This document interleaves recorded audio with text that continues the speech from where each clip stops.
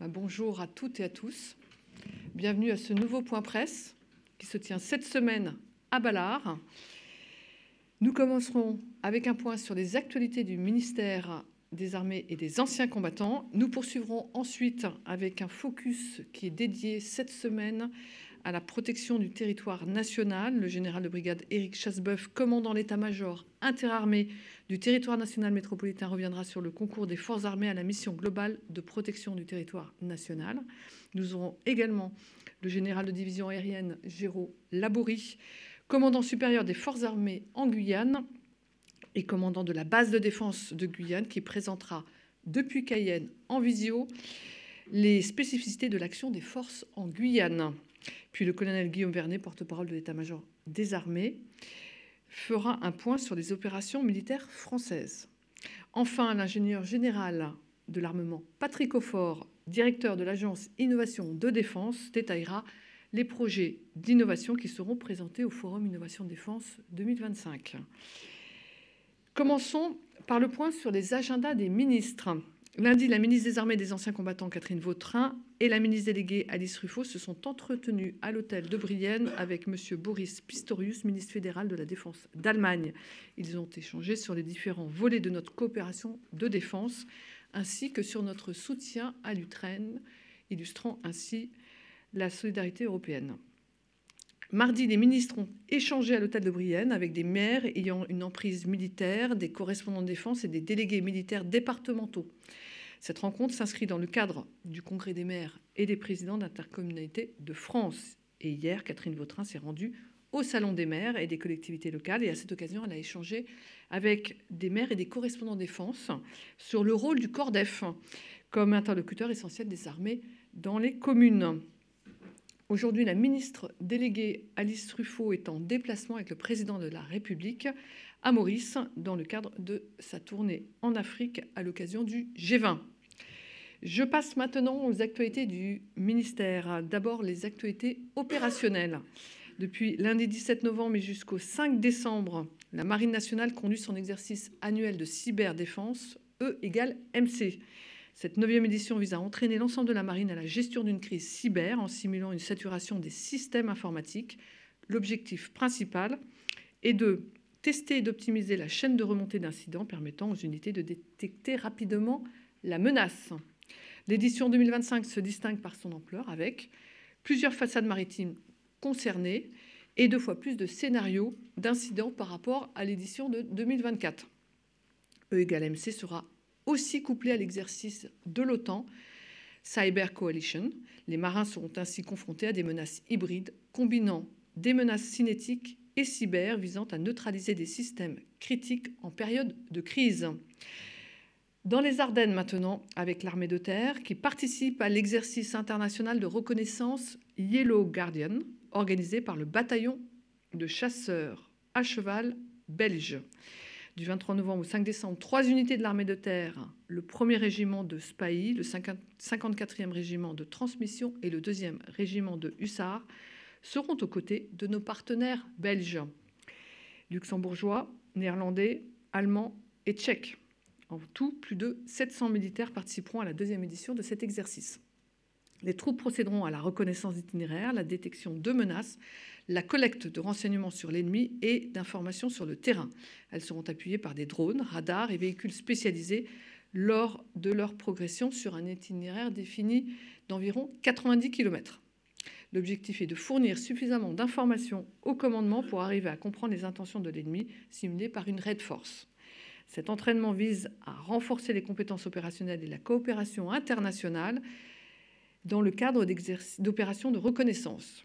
Les exercices et mises en situation permettront de perfectionner les procédures tactiques, d'entraîner les capacités logistiques et de favoriser le partage de connaissances entre nations participantes.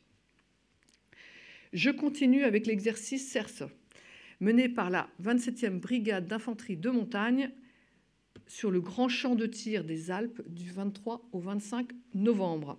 Cet entraînement est dédié au combat en milieu de montagne et grand froid. Pendant 3 jours, les troupes de montagne s'exerceront à la manœuvre, au combat et au tir réel dans des conditions extrêmes, avec des températures pouvant aller jusqu'à -20 degrés la nuit, sous des vents Cette édition est axée sur le combat décentralisé et dronisé. Et à ce titre, la brigade mettra en œuvre des vecteurs de mobilité agiles et légers, comme des quads chenillés ou des motoneiges, afin de progresser par petites unités décentralisées. Le centre d'entraînement tactique drone de la brigade jouera un rôle clé. Les drones interviendront en appui des observateurs d'artillerie, en reconnaissance pour les sous-groupements tactiques interarmes et en appui logistique grâce à l'emploi de drones mules. L'exercice permettra également de faire tirer toutes les unités en interarmes en milieu extrême, de l'infanterie légère aux chars.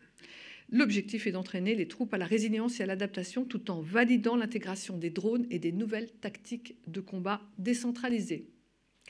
Je poursuis avec un autre exercice impliquant l'armée de terre baptisé Mangusta 25. Du 10 au 28 novembre, dans la région de Sienne, en Italie, une unité parachutiste française participe à un exercice de planification et de conduite d'opérations aéroportées complexes. L'exercice se déroule sous le commandement de la brigade parachutiste italienne Folgore, qui veut dire foudre en italien. L'exercice comprend 3 phases. La première, c'est la préparation et la planification qui s'est terminée mardi.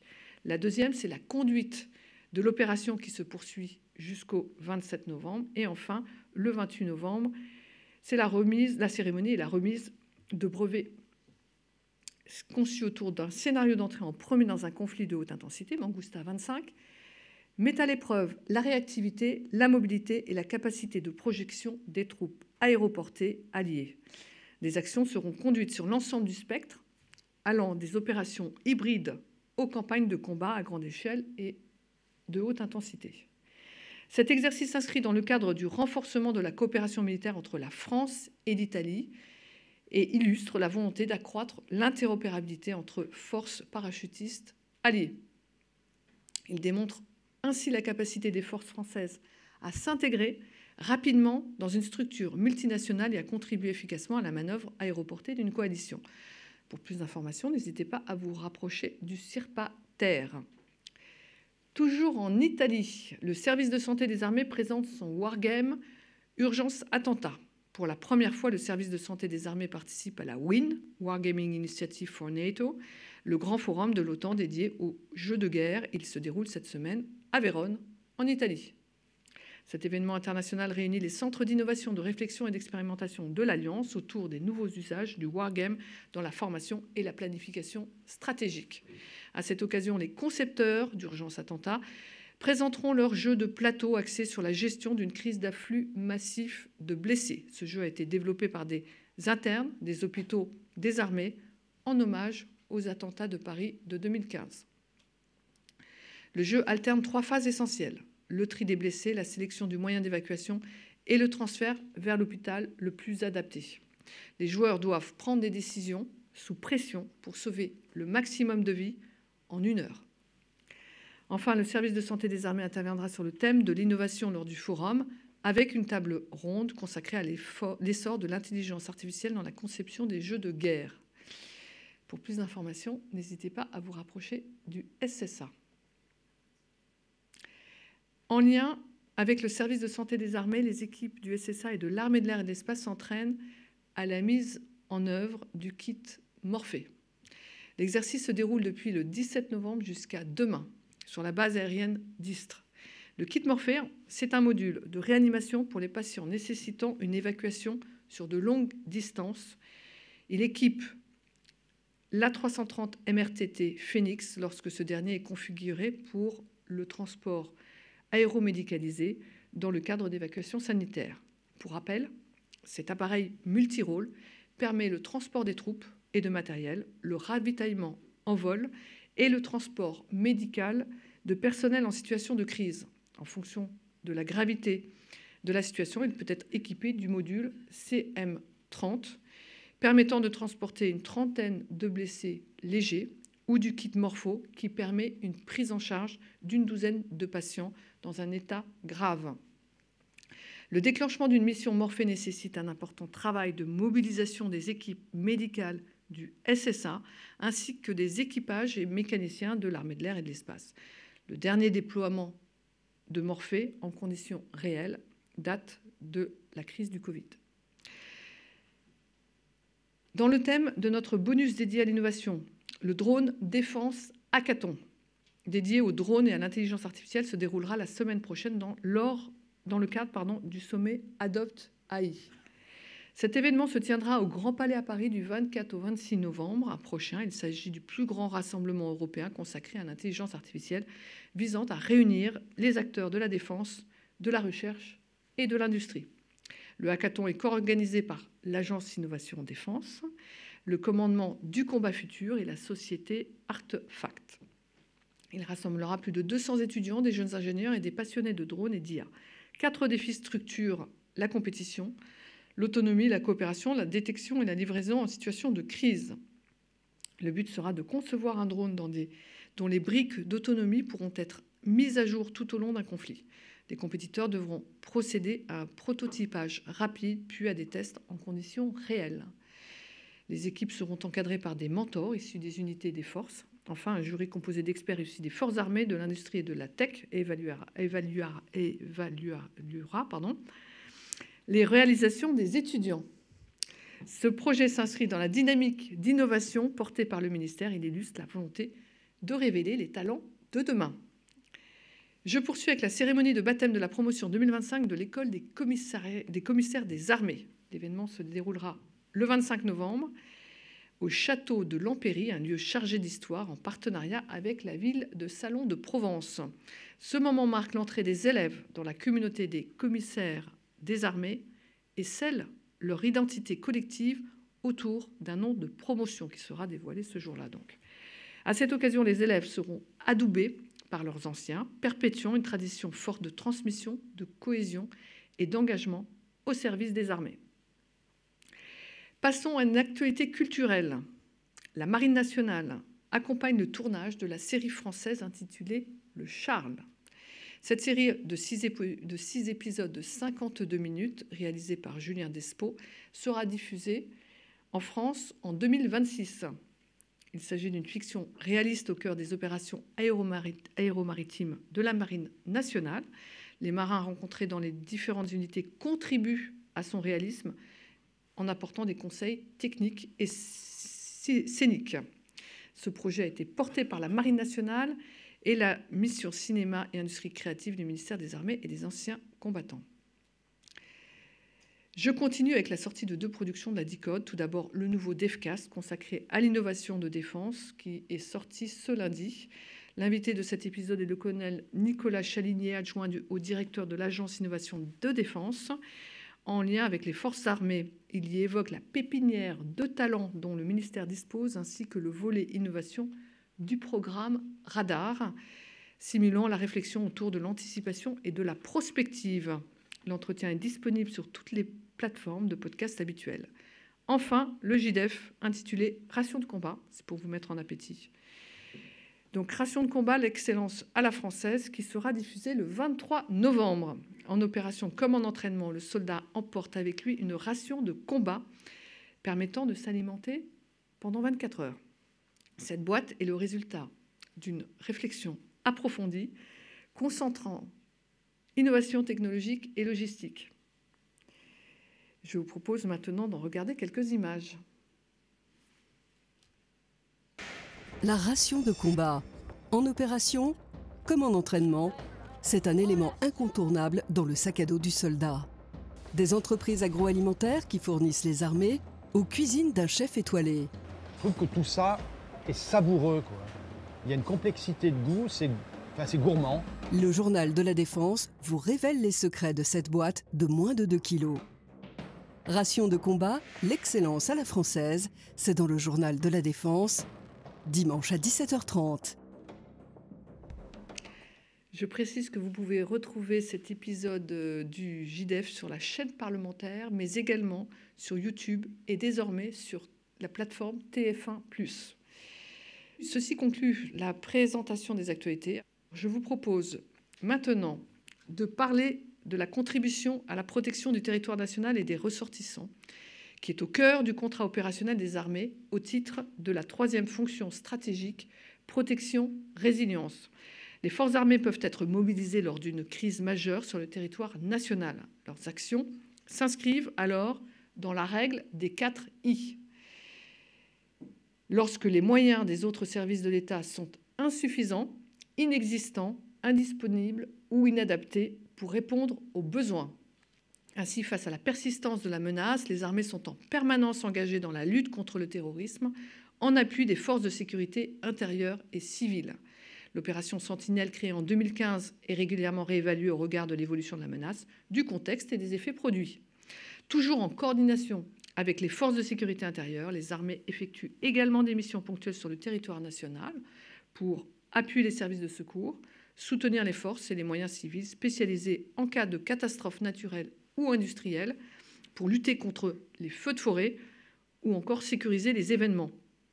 En Outre-mer, les forces armées concourent aussi à des missions de lutte contre la piraterie, la pêche et l'orpaillage illégal, comme c'est le cas en Guyane. Mais je n'en dis pas plus et cède la parole au général Éric Chassebeuf et au général Géraud Laborie en vidéo depuis Cayenne. Madame la déléguée, je vous remercie. Je ne vais pas me représenter. Je vais donc vous parler ce matin des engagements terrestres des forces armées sur le territoire national métropolitain.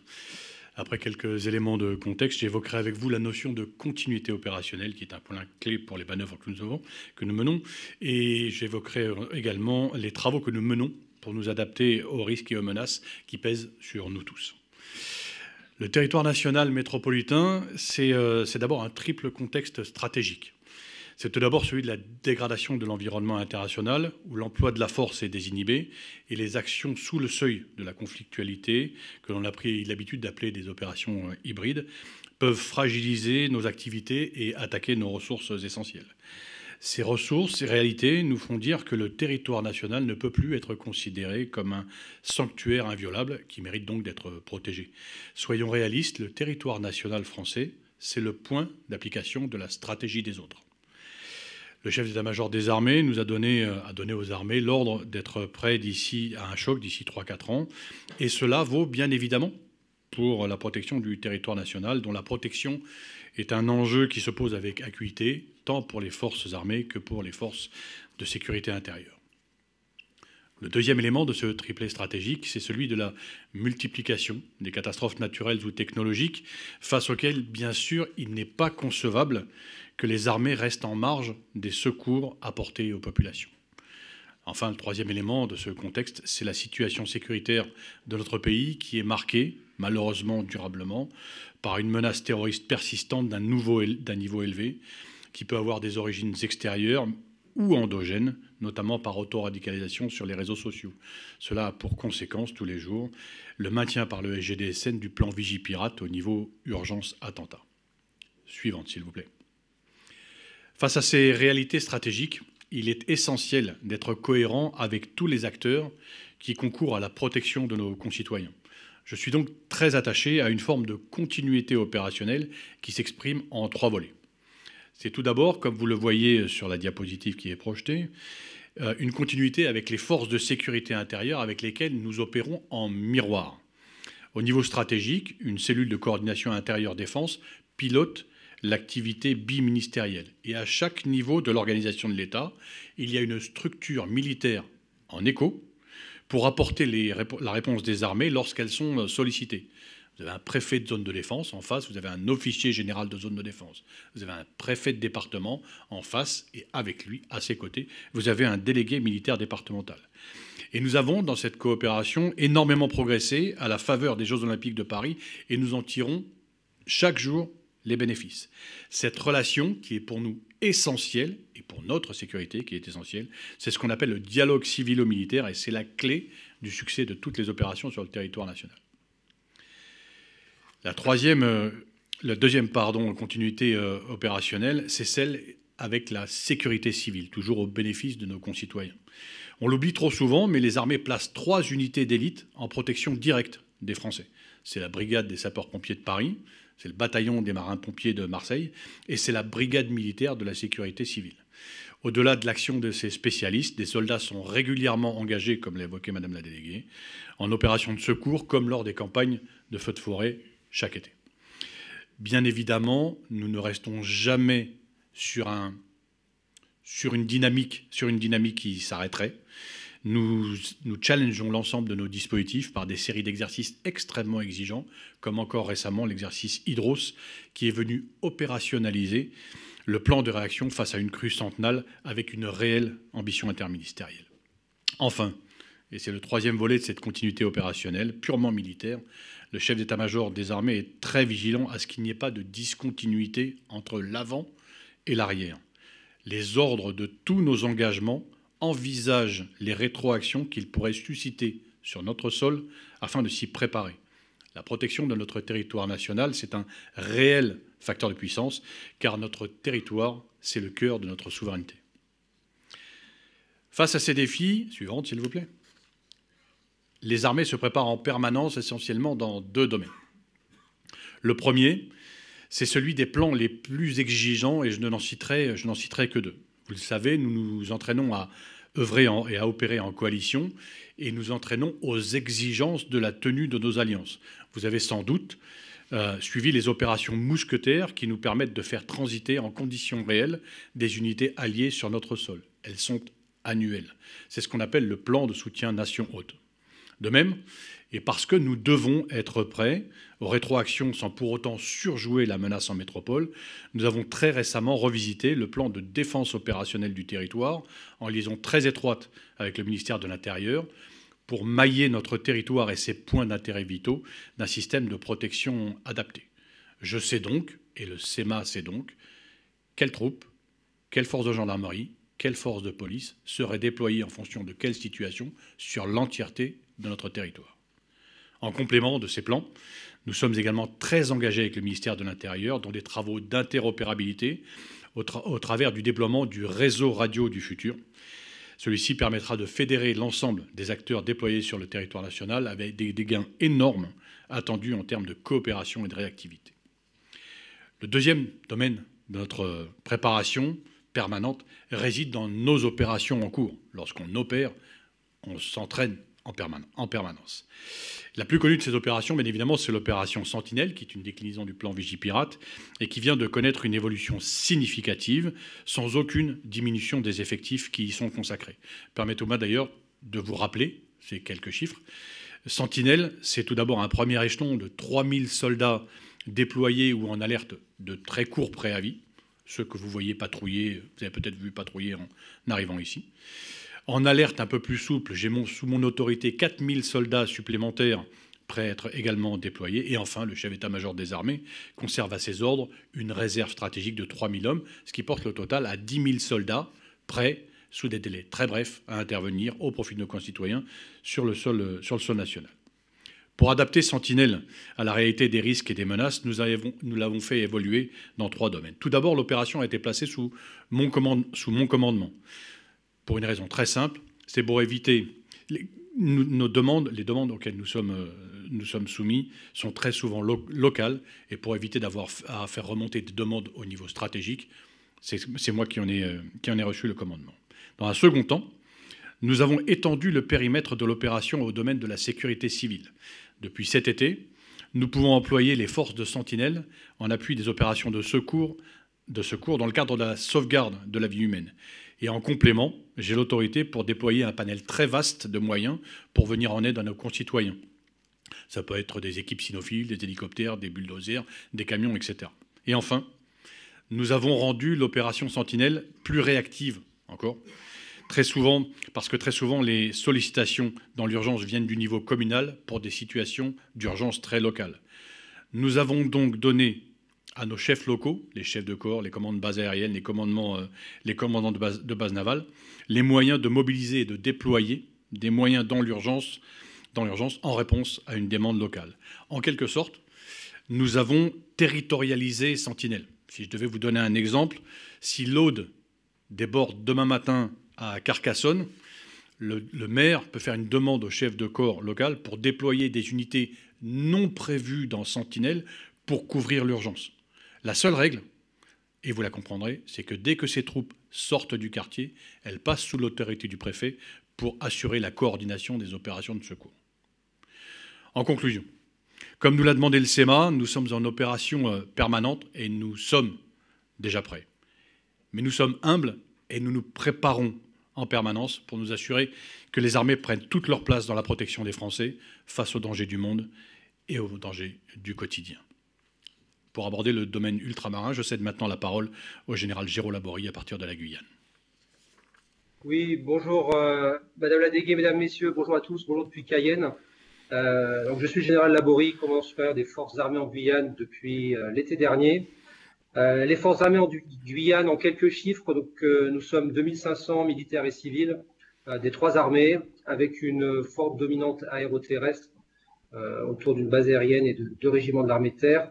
Et en termes d'effectifs, une répartition aux 3/4 pour des personnels qui sont affectés en Guyane pour un séjour de 2 à 3 ans, et pour 1/4 des personnels qui sont en mission de courte durée de 4 mois.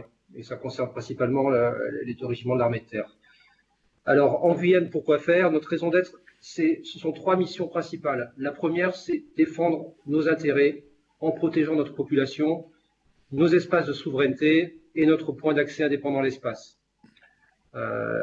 Cette mission principale, nous la déclinons au travers de 3 opérations permanentes suivantes. La première, c'est l'opération Titan. L'opération Titan, c'est l'opération permanente de protection du centre spatial guyanais. Alors, je dis bien opération permanente parce qu'on se focalise souvent sur les lancements eux-mêmes, mais il faut bien avoir en tête que les forces armées en Guyane contribuent à la protection du centre spatial guyanais toute l'année, avec des périodes de montée en puissance, effectivement, autour des lancements. Donc, c'était bien un dispositif permanent, sous l'autorité du préfet, en coopération avec les forces de sécurité intérieure, avec les gendarmes en particulier, et avec la direction de la sécurité du centre spatial guyanais, donc qui dépend du CNES. Cette protection, elle s'articule dans les 3 domaines, c'est-à-dire qu'on va avoir un volet de protection maritime, de blanchiment de zone au moment des lancements, pour vérifier que personne ne se situe, aucun bateau ne se situe dans le corridor de tir. Un volet terrestre de protection du périmètre du centre spatial guyanais et un volet aérien qui s'articule autour de 2 domaines, un domaine de la défense solaire et de lutte anti-drone, et puis la défense aérienne proprement dite avec un dispositif de détection pour pouvoir détecter, identifier tout le trafic aérien qui serait susceptible d'interférer avec un lancement, et de pouvoir agir s'il le faut. Ce dispositif aérien, c'est un dispositif un petit peu similaire à ce que vous voyez lors des grands événements type 14 juillet. C'est des dispositifs de sûreté aérienne que l'on met en place pour protéger ces événements, et ça se fait là sous la direction, sous l'autorité du Premier ministre. C'est des perspectives pour cette opération Titan, c'est la reprise des cadences de lancement liées à la montée en puissance d'Ariane 6, avec pour l'année 2026 une perspective à environ une 12aine de lancements prévus pour 2026. La deuxième opération permanente suivante, c'est l'opération de lutte contre les trafics illicites en mer. Et là, c'est une opération qui est toujours réalisée sous l'autorité du préfet en sa qualité de délégué du gouvernement pour l'action de l'État en mer, avec 2 volets, un volet police des pêches. L'objectif, c'est d'empêcher la pêche illégale dans notre zone économique exclusive par des pêcheurs généralement brésiliens à l'est de la Guyane et surinamais à l'ouest, qui viennent profiter de nos ressources halieutiques. Et donc nous avons 4 bâtiments de la Marine nationale qui sont engagés avec la gendarmerie maritime, qui sont présents plus de 300 jours par an en mer pour contrôler les bâtiments de pêche qui s'y trouvent, et sous l'autorité du préfet, faire des saisies, des filets notamment, quand on constate que ces pêcheurs pêchent de façon illicite dans nos eaux, dans notre ZEU. Un deuxième volet de l'action de l'État en mer en Guyane, c'est le volet de lutte contre le narcotrafic. C'est une mission que nous réalisons en coopération avec nos camarades des Antilles, des forces armées aux Antilles, et avec des réorientations. Ce que nous constatons, c'est des réorientations des flux de drogue qui transitent de l'Amérique latine vers l'Europe, de plus en plus le long des côtes guyanaises. Et donc nous sommes amenés à augmenter nos missions dans ce cadre. Et tout ça se fait en coordination étroite avec tous les acteurs internationaux de la zone Caraïbe, au travers d'une task force conjointe qui existe où nous retrouvons nos principaux alliés et partenaires dans la région. La troisième opération permanente des forces armées en Guyane, c'est l'opération Harpie de lutte contre l'orpaillage illégal, opération qui date de 2008 et dont l'effet recherché est de contenir durablement l'orpaillage illégal dans l'ensemble de la Guyane et de la réduire fortement dans les zones où elle est dans les zones prioritaires. L'orpaillage illégal, c'est un fléau environnemental, économique et social qui met en danger la santé de nos populations, qui détruit notre environnement et puis qui pille nos richesses aurifères. Et donc, les forces armées en Guyane y interviennent en appui des gendarmes, sous l'autorité du préfet, pour conduire des patrouilles conjointes au plus profond de la forêt guyanaise. Ce sont plus de 2500 patrouilles conjointes qui sont réalisées chaque année, avec environ 300 militaires en permanence déployés dans la forêt guyanaise pour contrer ce fléau. Avec aujourd'hui une vraie problématique, c'est l'augmentation exponentielle du cours de l'or qui a pris plus de 40% rien que sur cette dernière année. Donc forcément qui crée des motivations supplémentaires pour venir faire de l'orpaillage illégal en Guyane et qui apporte tout son lot d'insécurité autour, puisque autour des orpailleurs illégaux, on retrouve des bandes armées qui les rackettent. Et d'ailleurs, c'est souvent les orpailleurs illégaux eux-mêmes qui nous renseignent sur ces bandes armées, parce que pour eux, ce n'est pas une bonne nouvelle. Et donc, nous intervenons finalement pour contrer la présence de ces bandes armées et de plus en plus aussi pour contrer les flux logistiques qui alimentent les orpailleurs illégaux en matériel, en carburant notamment, qui est un peu le nerf de la guerre pour ces chantiers aurifères. Voilà pour ces trois opérations permanentes. J'ajoute donc en termes pour cette première mission de défendre nos intérêts et de protéger nos populations, des missions en appui de la population guyanaise, des missions ponctuelles, notamment au travers d'évacuations sanitaires au profit des communautés les plus reculées de Guyane. Régulièrement, nous intervenons pour aller sortir des malades de villages très reculés et pouvoir les amener à Cayenne pour bénéficier de soins. Et nous réalisons aussi des missions d'appui aux populations dans le cadre d'événements climatiques. L'année dernière en particulier, nous avons eu une sécheresse à l'automne 2024 qui du coup contraignait énormément les flux logistiques, les ravitaillements de ces villages reculés qui sont ravitaillés par fleuve, par pirogue. Les pirogues n'arrivaient plus à passer, il n'y avait plus assez d'eau et donc nous avons fait des rotations d'avions de transport CASA pour pouvoir les ravitailler en eau et en vivres. Voilà pour cette mission principale de défense de nos intérêts. Deux autres missions pour les forces armées en Guyane. La deuxième, c'est valoriser notre influence dans les Caraïbes et en particulier dans la zone du plateau des Guyanes. Le plateau des Guyanes, c'est cette entité géologique qui couvre en gros de l'ouest du Brésil jusqu'à l'est de la Colombie et au sein duquel nous avons un certain nombre de partenaires et de coopération autour d'enjeux communs. Le Brésil, notamment les États de l'ouest du Brésil et le Suriname souffrent également de l'orpaillage illégal et nous avons donc des coopérations avec eux pour lutter contre ce fléau. Nous entretenons aussi des coopérations étroites avec la Colombie, avec le Mexique et avec nos partenaires, avec nos alliés de l'OTAN qui sont présents dans la zone, en particulier les Pays-Bas. J'ai des rapports très étroits avec l'amiral qui se situe à Curaçao, avec lequel nous partageons du renseignement et notre évaluation de la situation dans les Caraïbes. Enfin, dernière mission pour les forces armées en Guyane, c'est d'être en mesure de renforcer notre capacité d'action sur la côte ouest des Amériques. Mission que nous partageons aussi avec nos collègues des Antilles, eux plus pour le domaine maritime, nous davantage pour le domaine aéroterrestre. L'idée, c'est de se préparer à une action dans notre environnement régional, que ce soit suite à une catastrophe naturelle, pour préparer une évacuation de ressortissants ou pour faire face à une crise de quelque nature qu'elle soit dans la région. D'être en mesure de le faire seul ou plus vraisemblablement en coalition. Et dans ce cas-là, les forces armées en Guyane seraient un petit peu la force de réaction rapide, le premier échelon de réponse dans la région, qui apporterait une première réponse immédiate avant que les renforts de l'Hexagone nous rejoignent. Et ça, c'est le deuxième volet de cette mission, c'est d'être en mesure d'accueillir, tout en menant cette première réaction immédiate, de pouvoir accueillir ces renforts qui viendraient de l'Hexagone et qui se poseraient à Cayenne. D'où le besoin pour nous, pour réaliser cette mission, d'entretenir ce réseau de partenaires que j'évoquais dans la région. Donc cette coopération étroite avec le Brésil, avec le Suriname, coopération qui se renforce aussi avec le Guyana, et un réseau d'officiers de liaison. À l'état-major, ici, nous avons 2 officiers de liaison brésiliens, par exemple un de la marine et un de l'armée de terre brésilienne. Et la semaine prochaine, pour information, je me rendrai au Suriname et au Guyana, justement, pour continuer à entretenir ces liens avec nos partenaires régionaux.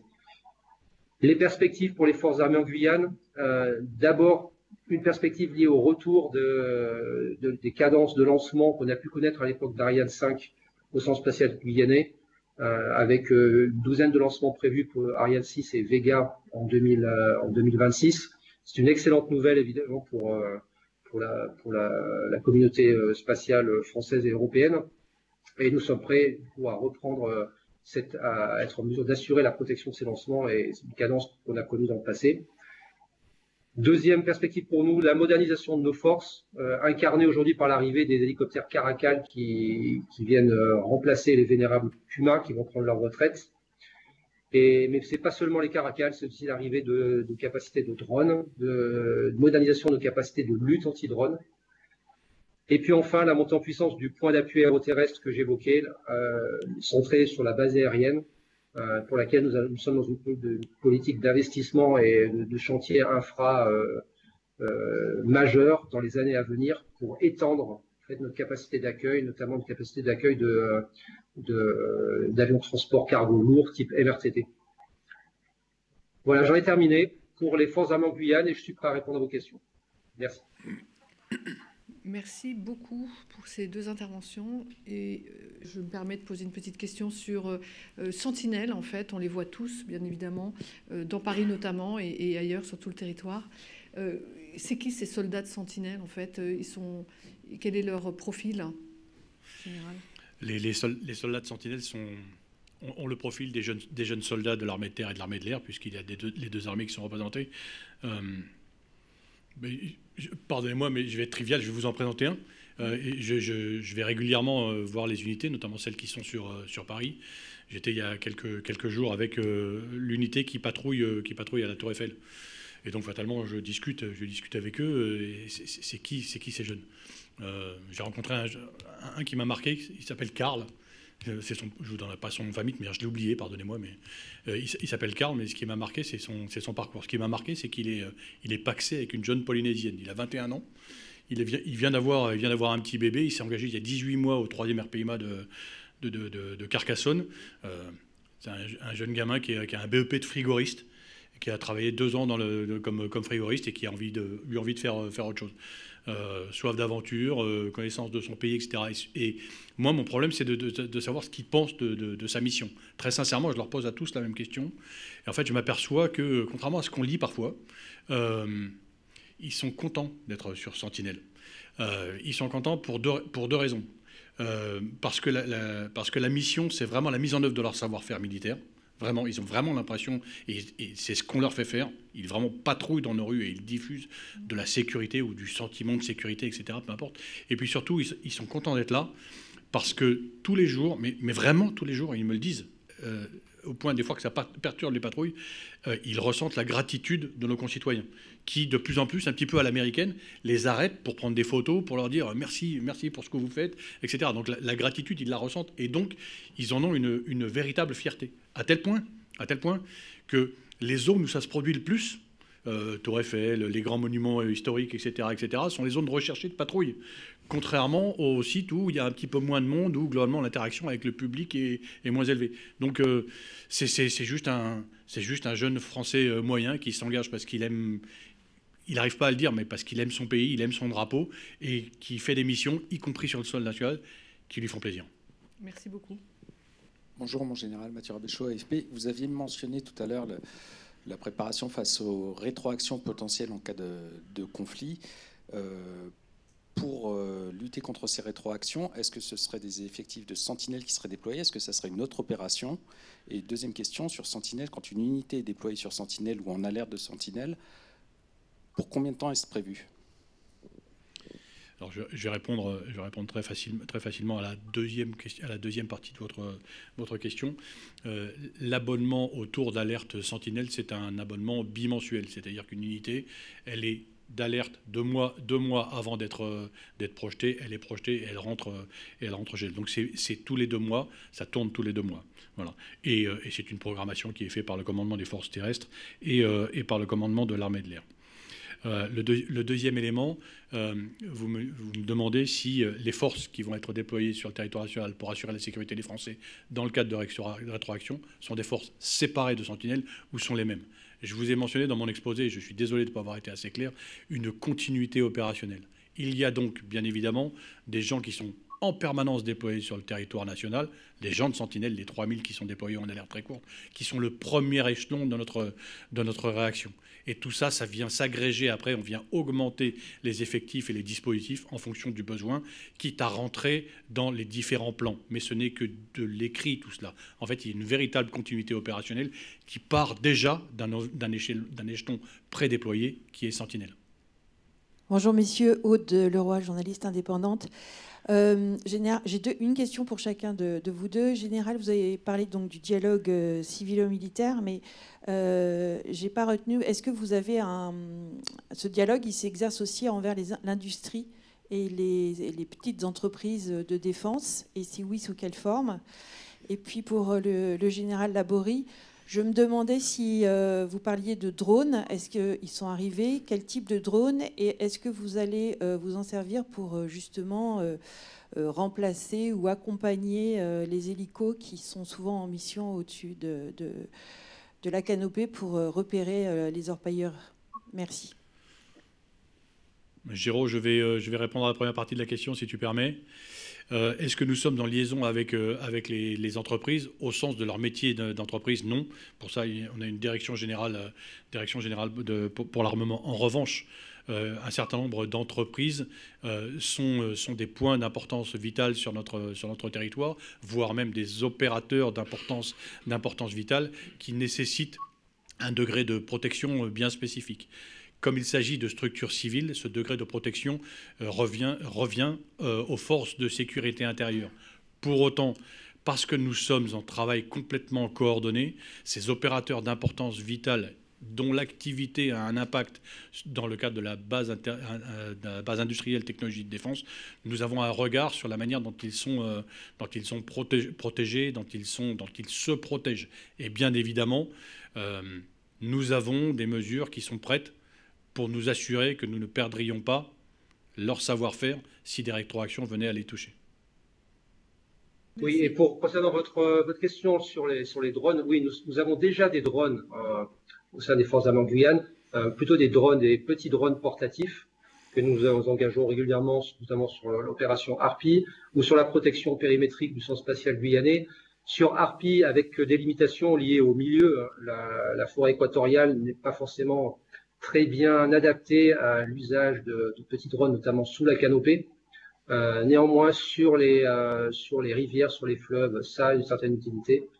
En protection du centre spatial guyanais, c'est effectivement très utile. Non, le nouveau type d'équipement que nous allons recevoir, qui est beaucoup plus gros, sont des drones DT-46 qui vont être déployés au sein du 3e REI, qui remplacent le système SMDR. Je laisserai le CIRPATER, s'il est présent, vous donner les caractéristiques de ce type de matériel. Mais ce drone-là va nous permettre de repenser la façon dont nous protégeons le centre spatial guyanais, notamment en termes de surveillance des abords côtiers et de protection, de surveillance périmétrique. Donc, il va venir compléter les moyens que nous mettons en place, notamment maritimes, de patrouille. Et ça va plutôt qu'en fait à avoir un effet sur de pouvoir réorienter nos hélicoptères, c'est plutôt en fait nos bâtiments de la Marine nationale qu'on va pouvoir utiliser différemment et un peu plus au large et un peu plus en lutte justement contre la pêche illicite ou le narcotrafic, puisqu'on pourra protéger la côte avec ces drones-là. On va les recevoir donc dans l'année 2026. Est-ce que vous savez déjà combien de drones vous allez percevoir, s'il vous plaît? Oui, alors on est en phase d'expérimentation, donc on va recevoir d'abord un premier groupe de 3. Et après, je reviendrai vers vous via Emacom pour vous donner exactement la configuration finale. Merci pour cette présentation très riche, ces présentations très riches. Merci beaucoup, Général, depuis Cayenne. Et nous passons au point sur les opérations militaires françaises avec le colonel Guillaume Vernet, porte-parole de l'état-major des armées. Merci, Madame la Directrice. Bonjour à tous et à toutes. Et nous allons commencer ce tour d'horizon des opérations en Europe, où les armées françaises contribuent en permanence à la défense du territoire de l'Alliance. Alors, on débute avec l'Estonie, où la compagnie d'infanterie légère intégrée au bataillon multinational de l'OTAN poursuit sa coopération avec la Ligue de défense estonienne. Du 15 au 16 novembre, à Viljandi, une section de la compagnie d'infanterie légère française a contribué à la réfection d'un terrain d'entraînement par la construction de positions défensives avant de s'entraîner au combat de tranchées.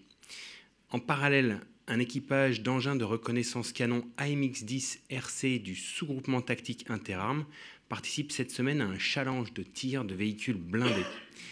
Organisé par la brigade multinationale en Lettonie, dont le Canada est nation cadre, cette compétition rassemble des blindés issus de 12 nations de l'OTAN. Elle met en lumière des savoir-faire des unités engagées et les liens étroits qui unissent les forces alliées.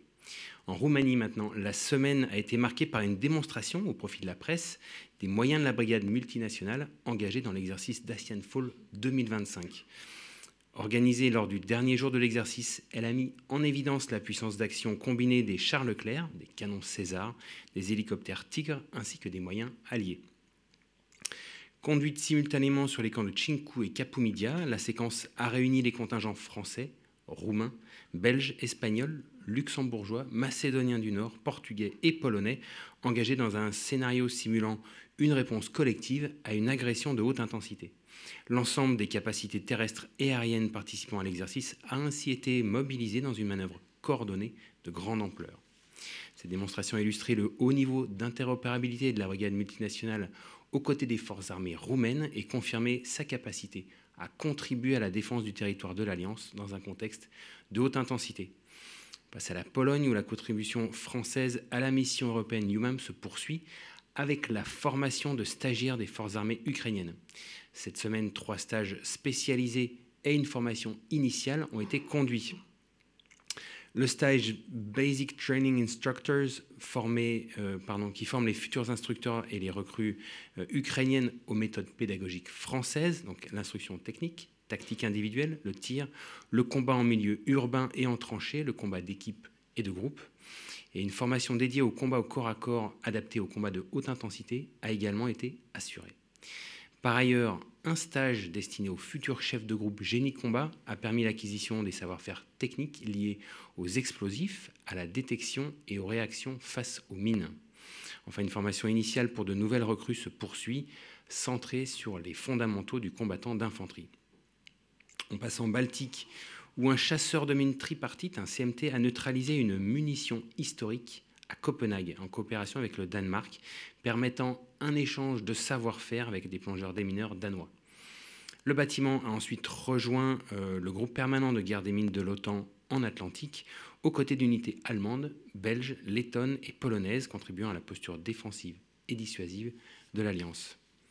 En Méditerranée occidentale maintenant, l'exercice Shebeck 25 s'est poursuivi avec une phase à la mer, réunissant une frégate légère furtive et un Falcon 50 de la marine, aux côtés de la frégate marocaine Mohamed VI. Les unités ont conduit des opérations aéromaritimes et des entraînements multichamps. Cette activité illustre la solidité de la coopération navale franco-marocaine et l'aptitude des deux marines à agir conjointement en situation de crise. On se dirige maintenant vers le Proche et le Moyen-Orient, où les armées françaises maintiennent un dispositif réactif et adaptable, contribuant à la stabilité régionale.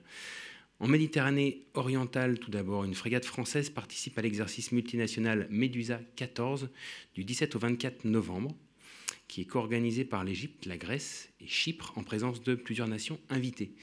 L'entraînement orienté vers le combat multimilieu vise à renforcer l'interopérabilité et la sécurité maritime régionale. Au Liban, maintenant, la France continue d'œuvrer pour le maintien de la paix et de la stabilité du pays, notamment par des actions de partenariat militaire opérationnel. Cette semaine, le détachement français a achevé la formation de la 3e section d'infanterie par plusieurs exercices de synthèse comprenant la saisie d'objectifs et la prise en compte de la menace drone. À Rayak, une formation au combat de reconnaissance s'est achevée cette semaine, renforçant l'aptitude des forces armées libanaises dans le domaine du combat symétrique. Et enfin, à Kfashirma, une formation portant sur le maintien en condition opérationnelle des véhicules de l'avant blindés, les fameux VAB, a été dispensée au profit de maintenanciers libanais. On passe en Irak où l'activité opérationnelle se poursuit dans le cadre de l'opération Chamal.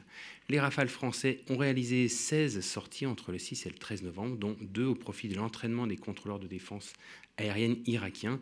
Et cette semaine, une action de cross-servicing au profit de la Royal Jordanian Air Force a démontré le haut niveau d'interopérabilité entre les forces aériennes françaises et jordaniennes. Toujours dans cette région, les forces françaises aux Émirats arabes unis poursuivent leur mission aux côtés de leurs partenaires. Alors cette semaine, appuyées par l'Atlantique 2 qui se trouve sur place, les 2 frégates engagées ont conduit des opérations de sécurisation des voies maritimes au nord de l'océan Indien, poursuivant l'effort français de sûreté maritime du canal de Suez au détroit d'Ormuz. Aux Émirats arabes unis, l'exercice Advanced Tactical Leadership Course s'est achevé cette semaine. Il a mobilisé 6 Rafales, 2 A400M, 1 MRTT et a permis de renforcer l'interopérabilité des forces aériennes alliées dans des scénarios de haute intensité. En Arabie saoudite, un détachement de plongeurs démineurs de la Marine nationale conduit une action de coopération sur le déminage naval et terrestre. Une première phase d'entraînement consacrée à la présentation réciproque des méthodes et procédures ouvre désormais la voie à des plongées conjointes, renforçant l'interopérabilité dans le domaine critique de la guerre des mines. Dans la Corne de l'Afrique maintenant, les Mirage 2000 stationnés à Djibouti ont réalisé un exercice aéromaritime avec une frégate française patrouillant en mer Rouge. Cette séquence visait à entraîner les capacités de défense et de détection du bâtiment naval, ainsi que l'ensemble de la chaîne de défense aérienne des forces françaises stationnées à Djibouti. On continue avec l'ouest de l'Afrique où les armées françaises poursuivent leurs activités de partenariat militaire opérationnel. Alors, du côté du Gabon, du 10 au 13 novembre, un détachement de sapeurs-pompiers gabonais a été formé sur le camp de Gaulle au geste de premier secours ainsi qu'à l'extraction de victimes en zone complexe. Dispensé par un détachement de la brigade de sapeurs-pompiers de Paris, ces instructions renforcent la coopération entre les 2 pays. En parallèle, une formation du génie militaire s'est tenue du 3 au 14 novembre. Donc, encadrés par les militaires français du détachement de liaison interarmée au Gabon, les stagiaires gabonais ont approfondi leurs connaissances dans les domaines de la fouille opérationnelle, de la mise en œuvre d'explosifs et de l'identification de mines et de munitions. On se dirige maintenant vers l'Indo-Pacifique où les armées françaises engagent des moyens pour renforcer la coopération régionale et lutter contre les trafics illicites. Alors à La Réunion, un détachement de parachutistes a conduit une instruction opérationnelle au profit d'une section des forces spéciales de la Force de défense populaire des Seychelles. Pendant plusieurs jours, les parachutistes français ont mené une série d'instructions sur le tir et le sauvetage au combat. Cet échange permet de renforcer l'interopérabilité entre nos forces et de lutter contre les menaces propres à la région Indo-Pacifique. En mer maintenant, 2 patrouilleurs des forces armées en zone sud de l'océan Indien, les Fazoy, assurent des missions de surveillance maritime et de souveraineté. À cette occasion, un patrouilleur outre-mer a effectué un exercice de manœuvre à la mer conjointe au large de Mombasa avec le patrouilleur KNS Shuja de la marine kenyane. Ces actions de coopération renforcent les liens entre les Fazoy et leurs partenaires régionaux. On passe à la Nouvelle-Calédonie où les moyens aériens militaires ont été sollicités à 2 reprises dernièrement dans le cadre d'évacuations sanitaires. Donc, le 11 novembre, un hélicoptère Puma des forces armées en Nouvelle-Calédonie a évacué 2 personnes blessées dans la région du pic Malawi.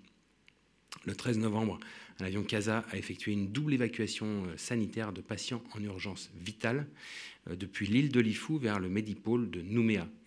Depuis le début de l'année, les FANC ont réalisé une 40aine d'opérations de secours, c'est-à-dire des évacuations sanitaires et des mesures de recherche et sauvetage au profit de la population française de cette zone.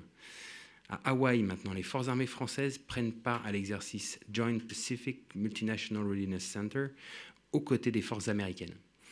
Cet entraînement, qui est grandeur nature, évalue l'intégration des unités françaises au sein d'une force multinationale engagée dans un scénario de guerre de haute intensité. L'emploi de drones et du radar murin a permis d'accroître la précision et la réactivité des unités, démontrant leur efficacité et leur capacité d'adaptation au contexte particulier du Pacifique. Cette participation illustre le haut niveau d'interopérabilité des armées de la zone Indo-Pacifique et leur solide préparation opérationnelle. On passe à la Guyane où les opérations de lutte contre l'orpaillage continuent avec des patrouilles menées en forêt par les forces armées en Guyane et les forces de sécurité intérieure.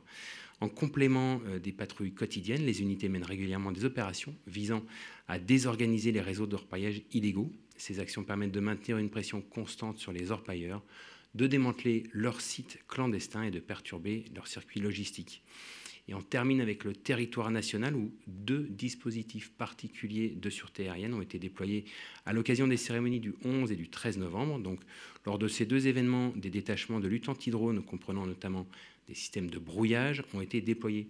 Le 11 novembre, c'est un Fennec et un Rafale de l'armée de l'air et de l'espace qui ont maintenu une posture d'alerte en vol, tandis que le 13 novembre, un Fennec a été déployé. Le dispositif a notamment permis l'interception d'un télépilote de drone à proximité de la cathédrale de Notre-Dame de Paris. Et ceci conclut mon intervention. Je suis prêt à répondre à vos questions. Oui, bonjour, Jérémy Brossard, BFM TV. Une question d'actualité, mais qui rejoint un petit peu la question de la protection du territoire qu'on a évoquée ce matin lors du point presse.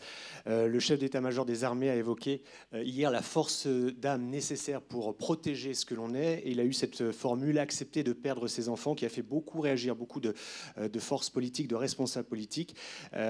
Beaucoup considèrent que ce n'était pas légitime de sa part. Est-ce que vous considérez que le chef d'état-major a outrepassé son rôle, ce qu'ont dit beaucoup de responsables politiques en tenant ces propos? Merci pour votre réponse. Alors, merci pour cette question. Alors, je ne viendrai pas sur le sujet politique. Le chef d'état-major des armées, à la demande de l'Association des maires de France, s'est exprimé au Congrès des maires. Il s'est exprimé pour exprimer sa vision et la partager. C'était bien la commande de l'Association des maires de France. Alors, c'est sûr que pour un auditoire, non habitué à écouter les propos du SEMA, il peut y avoir une certaine surprise. Maintenant, ce qu'a dit le général Mandon, pour ceux qui ont déjà écouté ses propos à l'Assemblée, par exemple, devant la Commission de défense ou au Sénat, n'auront pas été surpris parce qu'il n'a rien dit de nouveau. Qu'a-t-il dit? Il a parlé de l'environnement stratégique qui est de plus en plus abrasif, où une puissance militaire impose directement à son voisin sa volonté.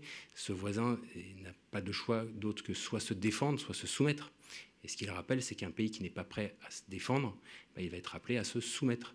Et dans ce domaine-là, la France dispose d'un certain nombre d'atouts. Ces atouts, il les a rappelés, ces atouts dans le domaine physique, ses forces armées, sa capacité d'innovation, son industrie. Mais justement, ces forces-là, c'est bien ce qu'il a rappelé, ces forces-là ne sont rien si elles ne sont pas doublées de force morale au sein de nos populations. C'est ce qu'il appelle la force d'âme.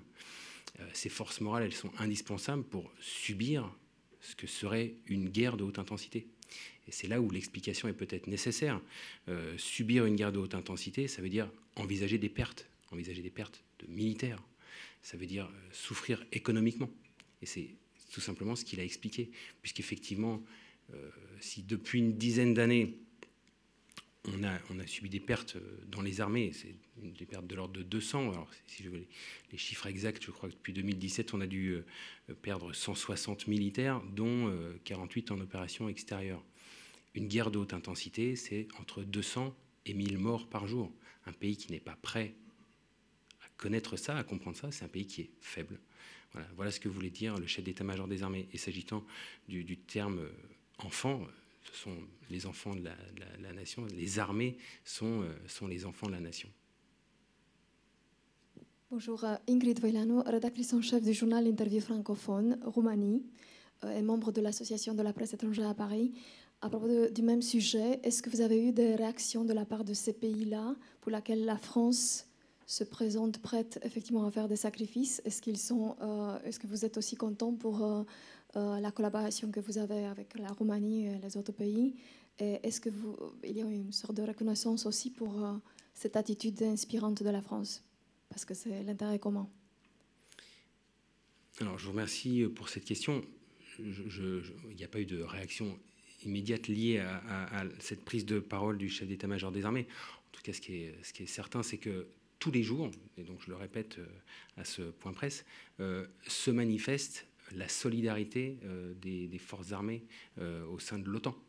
Cette solidarité, elle va dans cette interopérabilité, en fait, cette force qui nous impose à travailler avec les autres, puisque effectivement, pour pouvoir se défendre, ce n'est pas juste avoir des moyens, mais avoir des compétences communes, avoir une interopérabilité et surtout une volonté. Et c'est cette volonté qui se manifeste tous les jours sur le terrain, parce qu'on est bien des hommes en marche, et ce fonctionnement, je ne peux pas dire perpétuel, mais assez continu en exercice, démontre cette proximité entre nos forces armées. Mais je n'ai pas eu de réaction liée directement à la prise de parole récente du chef d'état-major des armées. Merci, colonel, pour ces réponses. Nous allons passer à l'innovation. Le petit bonus qu'on vous propose sur le Forum Innovation Défense 2025 qui va s'ouvrir la semaine prochaine, ouverture le 27 novembre, avec une journée consacrée le 29 au grand public.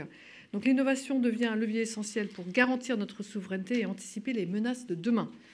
Le FID, vitrine des avancées portées par le ministère et ses partenaires, incarne l'ambition de la France en matière d'excellence technologique et d'autonomie stratégique. C'est un véritable accélérateur de solutions concrètes et disruptives, un lieu où se croisent les expertises civiles et les expertises militaires pour répondre aux besoins opérationnels de nos forces. Mais je n'en dis pas plus et cède la parole à l'ingénieur général Patrick Aufort qui va vous exposer les particularités du FID 2025. Ainsi que ses innovations. Donc, général, je vous cède la parole. Merci, Madame la déléguée. Bonjour à toutes et à tous. Je suis très heureux de pouvoir évoquer avec vous ce Forum Innovation Défense édition 2025, un forum organisé conjointement avec l'ADICODE, la Direction Générale de l'Armement et donc l'Agence de l'Innovation de Défense. Alors, quelques mots d'abord sur l'Agence de l'Innovation de Défense, une agence qui a été créée en 2018, donc il y a 7 ans, avec pour mission de fédérer toutes les initiatives du ministère dans le domaine de l'innovation. Et avec l'objectif, tout d'abord, de préparer les briques technologiques dont nous aurons besoin pour nos futures capacités militaires, nos futurs programmes d'armement, être capable d'agir avec agilité et notamment de détecter des solutions en dehors du champ défense classique et de ramener ces solutions vers les usages de nos forces, et surtout avec l'objectif final de déployer cette innovation, de faire en sorte que ces prototypes, ces démonstrateurs deviennent des équipements au service de la supériorité opérationnelle de nos utilisateurs.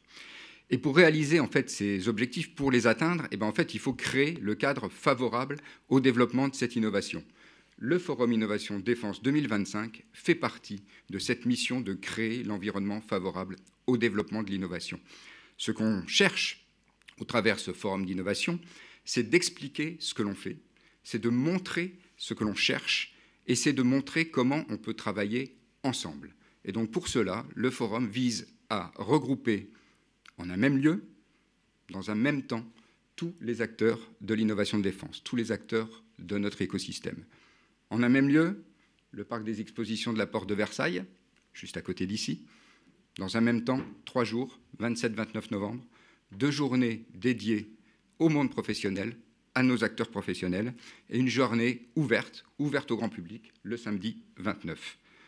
Et puis donc, tous les acteurs, aussi bien les opérationnels, les ingénieurs de la DGA, de l'agence, les acteurs du monde académique, les acteurs du monde industriel, de toute taille, de la start-up, la TPE, la PME, les grands maîtres d'œuvre, et puis tous nos partenaires, partenaires des groupements industriels, partenaires internationaux, qui seront présents également, investisseurs, tout l'écosystème. Un petit mot de logistique. Vous avez un QR code qui apparaît derrière moi. Ce forum est gratuit, il est ouvert, mais simplement, il faut s'inscrire. Et donc, vous avez le QR code pour les inscriptions. Vous pouvez également trouver le lien d'inscription sur le site institutionnel de l'Agence de l'innovation de défense. Un forum, donc, j'ai dit, où on cherche à montrer ce que l'on fait et à montrer ce que l'on cherche et comment on peut travailler ensemble. Et pour le faire le mieux possible, autant l'illustrer par des projets. Donc ce forum sera l'occasion de vous présenter une centaine de projets qui sont réunis dans 5 quartiers 5 quartiers qui illustrent les transformations en cours. Le premier quartier sera dédié aux nouveaux champs et milieux de conflictualité, donc des fonds marins à l'espace en intégrant les champs immatériels. Et une illustration, dans le domaine de la très haute altitude, par exemple, nous montrerons le radar Nostradamus, radar transhorizon, qui permet de détecter des cibles furtives, des cibles hypervéloces à plusieurs milliers de kilomètres en utilisant la réflexion des ondes haute fréquence, HF, sur la ionosphère. Le deuxième quartier sera dédié aux technologies de rupture. Intelligence artificielle, bien sûr, mais technologie du domaine quantique, aussi bien sur les capteurs que sur le calcul, ou encore armes à énergie dirigée. Et donc, par exemple, illustration, dans le domaine des armes à énergie dirigée, nous montrerons toute la panoplie de nos travaux pour soutenir l'innovation dans le domaine. Il y aura bien sûr le prototype que l'on avait réalisé pour protéger et sécuriser les Jeux olympiques et paralympiques de Paris, LMAP, ou connu aussi sous le nom de L2AD, donc une arme à énergie dirigée qui permet de faire de la lutte anti-drone. Et nous démontrerons à côté d'LMAP une version beaucoup plus portative, LMA-LP pour low power, et qui se présente sous forme d'un fusil brouilleur, ou encore à l'inverse, à l'opposé, le projet de technologie sidérale qui vise à augmenter considérablement la puissance de nos armes à énergie dirigée pour traiter des menaces beaucoup plus importantes. Le troisième quartier sera dédié quant à lui à l'accroissement de notre résilience. Et donc vous y trouverez des projets dans le domaine de la santé, des projets dans le domaine de la logistique, dans le domaine du maintien en conditions opérationnelles, dans le domaine de la formation et dans le domaine de l'action. Et je vais l'illustrer avec un projet qui me tient particulièrement à cœur, c'est la munition téléopérée Damoclès. En fait, pourquoi je dis qu'elle me tient particulièrement à cœur, c'est parce qu'en fait, Damoclès, c'est le passage à l'échelle d'une action qu'on avait lancée en 2022 au sein de l'Agence de l'innovation de défense par l'appel à projet Colibri, qui visait à stimuler la créativité de notre base industrielle pour fournir des solutions souveraines de munitions téléopérées. On a lancé ça en 2022 et donc en 2025, on vous montre un projet issu de toute cette démarche qui est passé à l'échelle, c'est-à-dire qu'il a été acquis et acquis en quantité, produit en quantité. Je disais passage à l'échelle, ça me permet de faire la transition vers le quartier suivant. Pour passer à l'échelle, il faut là aussi créer les conditions favorables et parmi ces conditions favorables, il y a le fait de favoriser la proximité entre l'industrie et les opérationnels. Et c'est ce que nous allons illustrer dans le quatrième quartier, sur lequel vous allez trouver à la fois ce qu'on appelle les Fab Labs des forces et de la DGA, et également tout ce que l'on fait dans le domaine de l'expérimentation pour proposer des champs d'expérimentation en conditions représentatives à nos acteurs industriels. Vous trouverez des expérimentations dans tous les milieux, terrestres, aériens, navals, et là aussi une illustration en fait, très récente. Nous allons montrer sur ce quartier ce qui a été fait pour répondre à une demande de l'OTAN début d'année, février 2025, et demande de pouvoir déployer des moyens de surveillance navale en mer Baltique. Ça s'appelle Task Force X Baltique. C'est issu d'une demande de l'OTAN en février qui voulait déployer en juin des moyens de surveillance navale en mer Baltique. Et donc, sur une demande de février, nous avons été capables, en moins de 3 mois, de contractualiser 5 solutions et de les déployer au mois de juin en mer Baltique. Seules 2 nations ont été capables de déployer des moyens, les États-Unis et la France. Vous aurez sur le Forum Innovation Défense à la fois l'illustration de la démarche et l'illustration de solutions que nous avons déployées avec par exemple 2 drones de surface navale, l'un de la société Sirena, le Sequest, l'autre de la société Quash, le Magellan. Je le disais, et enfin pour finir, le 5e quartier, innover, c'est aussi proposer et utiliser des approches nouvelles. Et c'est ce qu'on va illustrer sur le 5e quartier qui s'appelle « Faire autrement ». Et là aussi, pour illustrer ce que l'on entend par faire autrement ou ce que l'on va montrer, il y aurait la présentation de projets dans le domaine du renseignement en source ouverte, l'OSINT, pour Open Source Intelligence. Et vous aurez par exemple 2 initiatives qui illustrent comment on fait autrement dans ce domaine. On fait autrement avec la DGA qui a créé son campus OSINT, qui explore des solutions de recherche en source ouverte, et puis également avec l'armée de terre qui a créé ce qu'on appelle le B2RS, le bataillon de renseignement de réservistes spécialistes, qui lui est innovant par le domaine, l'OSINT, par les moyens, les outils de recherche, et par la démarche appel à des réservistes pour répondre aux besoins. Et en fait, derrière cette démarche, l'appel aux réservistes, on espère que ça va là aussi créer d'autres démarches du même type avec des réservistes dans d'autres domaines. Ces 5 quartiers autour de projets seront complétés par 2 espaces. Un espace dédié à Radar. Radar, c'est la suite, le passage à l'échelle de ce que l'on avait lancé dans le domaine de la prospective en faisant appel à des auteurs de science-fiction, la Red Team Défense. Et donc Radar, c'est le passage à l'échelle de la Red Team Défense. Nous avions lancé Radar en novembre dernier par une présentation d'un scénario de menace à la Maison de la radio et de la musique. Nous ferons au Forum Innovation Défense un point sur une année de travaux Radar. Et donc ça s'appelle Menace 2035 et ça synthétisera l'activité qui a été réalisée depuis novembre de l'an dernier. Et enfin, un dernier espace réservé à notre écosystème. Vous y trouverez nos partenaires, les groupements industriels, les pôles de compétitivité, des investisseurs, également nos partenaires étrangers. Pour la première fois, le forum qui avait accueilli les premières délégations étrangères il y a 2 ans, là non seulement il y aura des délégations étrangères, mais il y aura des partenaires étrangers présents avec nous, suédois, néerlandais, singapouriens, de l'OTAN, au sein de ce dernier espace. En complément des projets, en complément de ces espaces, bien sûr, vous aurez l'occasion également d'assister à des conférences, d'assister à des tables rondes. Le programme, là aussi, est accessible sur le site. J'avais 5 minutes, c'est très court. Le mieux, ça sera 3 jours, donc 27-29 novembre, juste à côté, au Parc des Expositions de la Porte de Versailles. Et je suis bien sûr prêt à répondre à vos questions. Merci beaucoup pour cet exposé concis, mais très, très complet en même temps. Bonjour Mathieu Rabéchaud. Juste une précision, vous mentionniez les armes à énergie dirigée et notamment le ELMA LP, et vous avez dit après fusil brouilleur. Ce serait donc pas un laser ? Si, pardon, fusil laser, pardon, excusez-moi pour ce petit problème de langage. On est bien dans le domaine de toute la panoplie des armes à énergie dirigée, donc c'est un fusil laser. Merci. Et le LP pour low power, puisqu'il faut qu'il soit portatif en sac à dos. J'aurais également une petite question. Quels sont les objectifs en fait, de la journée ouverte au public ? Alors en effet, le but c'est de s'ouvrir. D'ailleurs, c'est ce qu'on avait fait aussi par Radar, où l'an dernier on l'avait ouvert en dehors des acteurs de la défense, et de s'ouvrir notamment à ceux qui feront la défense de demain, donc les jeunes actifs, les étudiants. Et donc le programme du samedi il sera un peu particulier. On tient compte de la cible qu'on cherche à faire venir. Il y aura bien sûr de la technologie, les projets seront toujours là, il y aura des conférences dédiées également. Moi, j'aurai d'ailleurs l'occasion d'échanger avec le public et donc avec beaucoup de jeunes intéressés. Il y aura des conférences notamment dans le domaine de la lutte informationnelle, une conférence qui s'appelle « Venir vous faire désinformer ». Et puis, le but étant de leur montrer à ce public-là tout ce qu'on fait au sein du ministère. Il y aura là aussi des événements dédiés pour présenter les métiers de la défense. Le CIRPATER sera là, le commissariat numérique de défense sera là, la DGA présentera ses métiers. Donc une présentation des métiers par les différents acteurs, des tables rondes là aussi avec des illustrations. Certains jeunes de chez nous, du ministère, viendront présenter leur parcours, comment ils sont rentrés, ce qu'ils font, pour donner des illustrations concrètes. Et puis il y aura également des conférences sur le lien armée-nation et la réserve. Beau programme. Merci beaucoup. Rendez-vous donc le 27 au Forum Innovation Défense.